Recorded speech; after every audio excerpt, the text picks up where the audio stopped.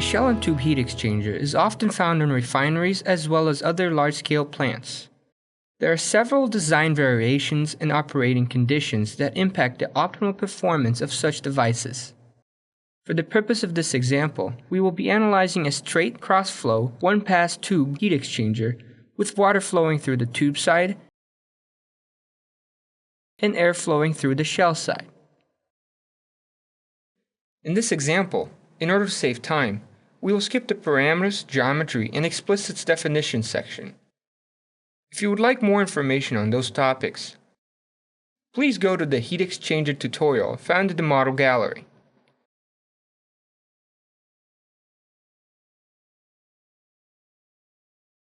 To import the pre-processed heat exchanger model, click View, then open the model library.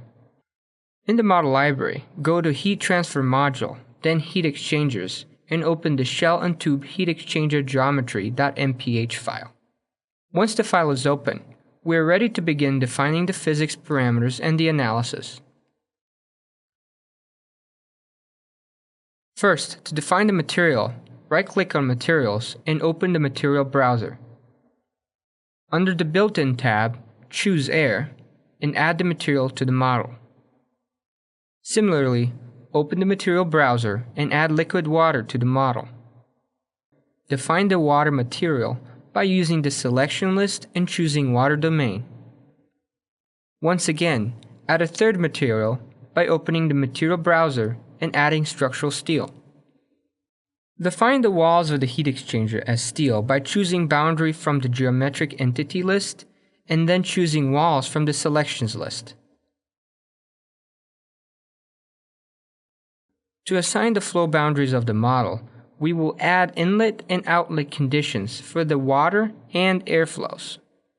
Right-click on Non-Isothermal Flow and go to the Turbulent Flow tab and add a boundary inlet. From the Boundary Selections list, choose Inlet Water. In the Velocity U0 field, enter the water velocity as U_water. Now, right-click on Inlet 1 and rename it as Inlet Water. Similarly, add an outlet by right-clicking on Non-Isothermal Flow and going to Turbulent Flow and adding a boundary condition outlet. From the Boundary Selection list, choose Outlet Water, and from the Boundary Condition list, choose Normal Stress.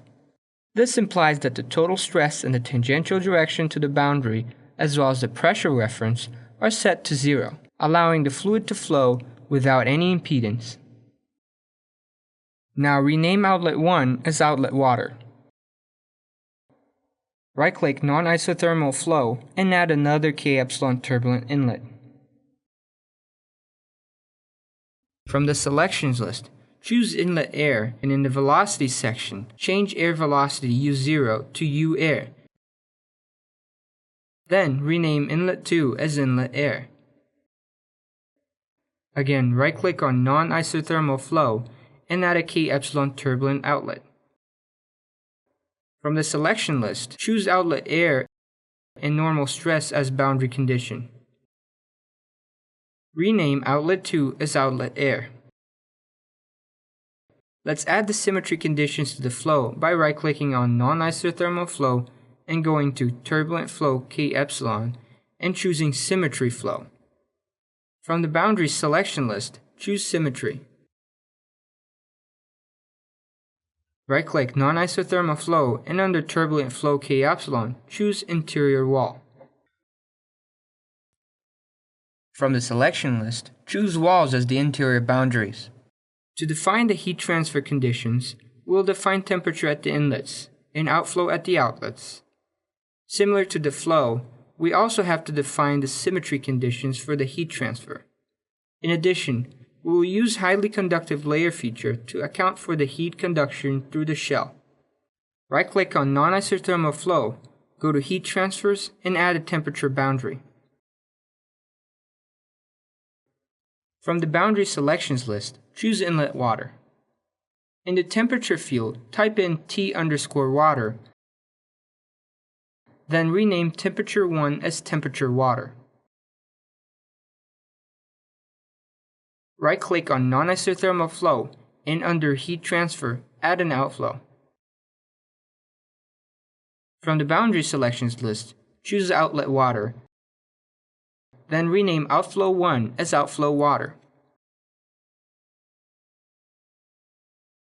Add another temperature boundary by right-clicking on non-isothermal flow.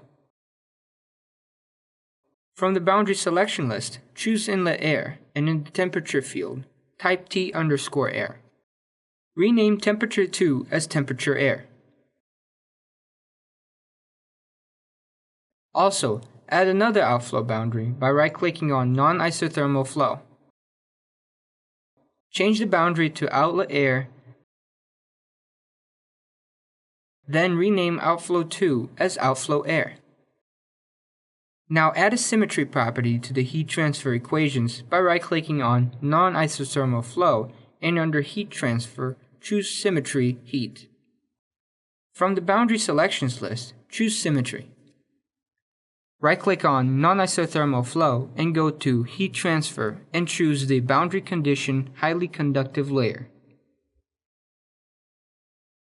From the selections list, choose walls and change the layer thickness to 5 mm.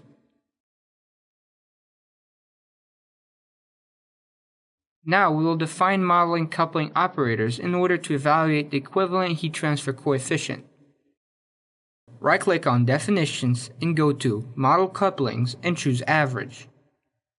Change the geometric entity to Boundary, and from the Boundaries list, choose Inlet Water.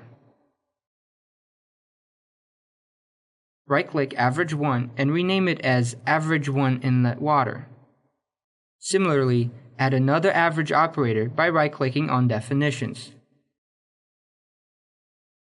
Choose Boundary as the geometric entity, and from the Selections list, choose Inlet Air. Rename Average 2 as Average 2 Inlet Air. Now, right-click on Definitions, go to Model Couplings, and select Integration. Choose Boundary as the geometric entity, and select Water-Air Walls as the boundary. Rename Integration 1 as Integration 1 Water-Air Walls. Given the complexity of this model, the computation time can greatly vary depending on the mesh size defined by the user. It is important to balance between accuracy and computational cost in order to ensure the most accurate solution in a timely manner. For the purpose of this example, we will define a modified physics-induced extremely coarse mesh in order to obtain a relatively quick solution while still remaining accurate. In the Mesh Settings window, change the element size to extremely coarse, then right-click Mesh 1 and select Edit Physics-Induced Sequence. Click on Free Tetrahedral 1, then under the Scale Geometry section, set the X direction scale factor to 0.5. Then, under the Boundary Layer 1 node, select Boundary Layer Properties 1 and define the number of boundaries as 3.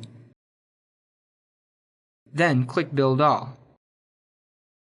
Once the mesh is built, you are ready to compute Study 1. Please note that it takes about 3 hours to compute the model with an average computer containing 12 GB of free memory.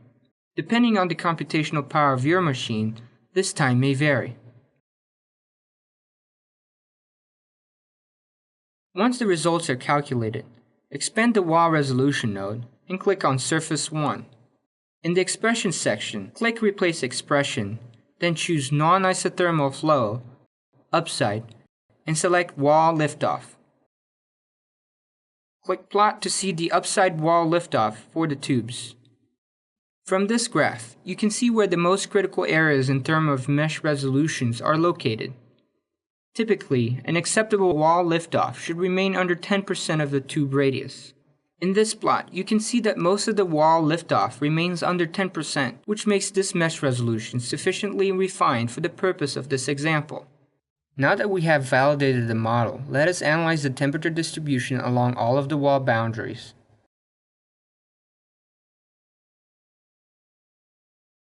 Under the Datasets node, click Surface 1.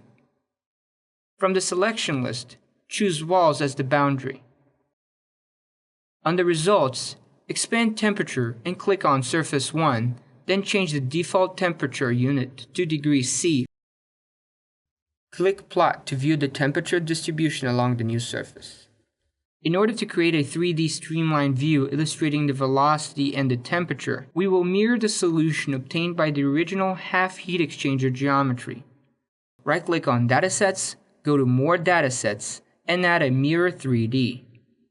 From the plane list, choose Z-X-planes as the plane of symmetry. Right-click on Results and add a 3D plot group. From the dataset list, choose Mirror 3D 1. Right-click on 3D Plot Group 4 and add a streamline. In the Points Edit field under the Streamline Positioning section, type in 100 to define the number of streamlines in the plot. Then define the line type as tube in order to make the coloring of the velocity field illustrating the temperature more visible. Right-click on Streamline 1 and choose Color Expression. From the Color Table list, choose Thermal. Right-click on 3D Plot Group 4 and rename it as Velocity Streamline. This figure illustrates the airflow as well as the water flow through the heat exchanger. The largely different heat capacities between the air and the water are clearly portrayed in this plot as the temperature of the air changes much more drastically than that of the water when it flows through the heat exchanger.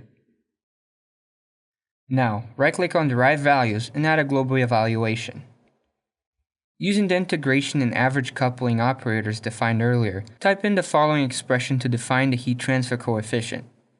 Here, you can see the global expressions embedded in the terms for the power,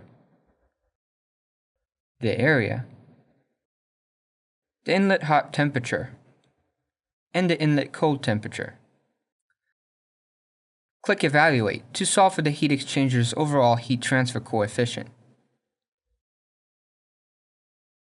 Right-click on Global Evaluation 1 and rename it as Heat Transfer Coefficient. Let us now analyze the average water inlet pressure as well as the average air inlet pressure. Right-click on Derive Values and go to Average, then select Surface Average. From the selection list, choose Inlet Water and in the expression field, enter P, then click on the Evaluate button to see the average inlet water pressure. This result is equivalent to the water pressure drop across the heat exchanger, as the outlet water pressure is almost zero. Right-click on Surface Average 1 and rename it as Inlet Pressure Water. Right-click on Derive Values and add another surface average. From the boundary selection list, choose Inlet Air and in the expression field, type in P. Now click the Evaluate button to see the average inlet air pressure. Similarly, this value is equivalent to the air pressure drop across the heat exchanger. Right-click on Surface Average 2 and rename it as Inlet Pressure Air. Find this and similar models in the model gallery at comsol.com/models.